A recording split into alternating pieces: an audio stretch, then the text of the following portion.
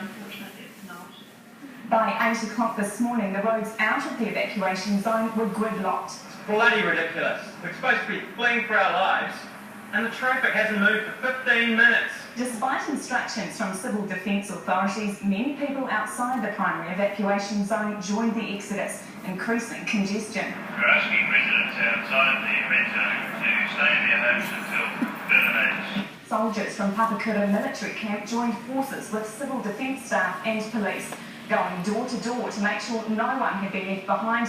They also patrolled shopping centres to prevent looting.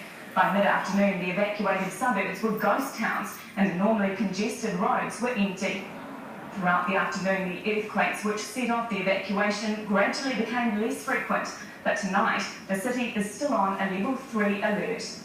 With me in the studio now, I have Colin Wilson, Professor of Volcanology at Auckland University. Professor Wilson, let's take the last point there first. We haven't felt any more earthquakes since early this afternoon. Could it be that the threat is receding?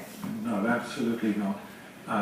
We see no sign in any of the signals that we have, the earthquakes rising towards the surface, the deformation of the crust all suggests that the eruption is imminent. So you don't believe the authorities overreacted with the mass evacuation? No.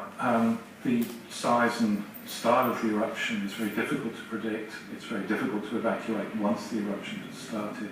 So evacuating in due time and due course is very sensible. We've just received reports of dead fish and discoloured water being seen by our helicopter crew flying over the harbour. Is that likely to be connected with all of this? Very much so. That's probably a sign that the magma, the molten rock, is now pretty much at the surface. So assuming there is an eruption, what are we likely to see? The very first phases can generate what's called a surge, a laterally moving cloud of ash and steam, and that is the biggest risk from the initial part of the eruption. As the magma meets the water, hot rock meets cold water, you get explosive eruptions. Can people escape from them? And how fast do they travel?